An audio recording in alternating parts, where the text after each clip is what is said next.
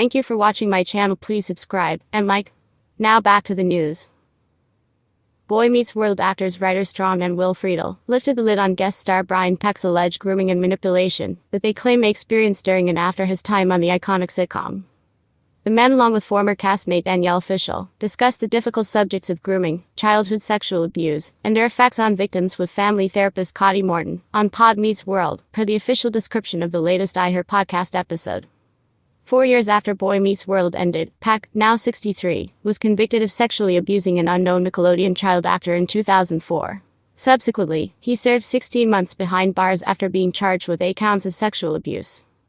His crimes are expected to be explored in the upcoming ID docuseries, Quiet on Set, which uncovers the alleged abuse of children working in showbiz in the late 90s and early 2000s. Before Peck's misdeeds came to light, though, he allegedly infiltrated the lives of the Boy Meets World stars in inappropriate ways, during and after he appeared on the show in Season 5, which aired from October 1997 until May 1998. I didn't really go to parties. I didn't really do that stuff. But I was working a lot after Boy Meets World, and this guy had so ingratiated himself into my life. I took him to 3 shows after Boy Meets World. Friedle, 47, said, recalling the close relationship he ultimately developed with Peck.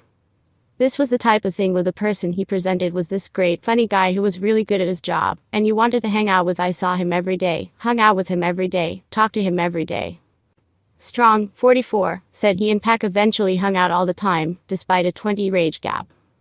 Fishel, 42, for her part, remembered Peck wanting to spend as much time as he could with the main cast, which she said was different than most Boy Meets World guest stars. The other adults on set, who maybe could have or should have said, "Why are you guys going to lunch with this guy? Why is this guy going to Ryder's house for a party?" she said, surmising that any adults involved were hesitant to say anything because Peck is gay, and they didn't want to be seen as homophobic. There was probably a part of them that didn't say it, because they were afraid it was going to be taken as homophobia, instead of, "This is a boundary, gay or not. This is a boundary about adults and kids."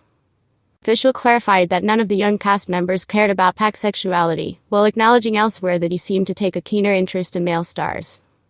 "I also think that's important in the story of Ryder and Will, about why he befriended the two of you so closely," she said.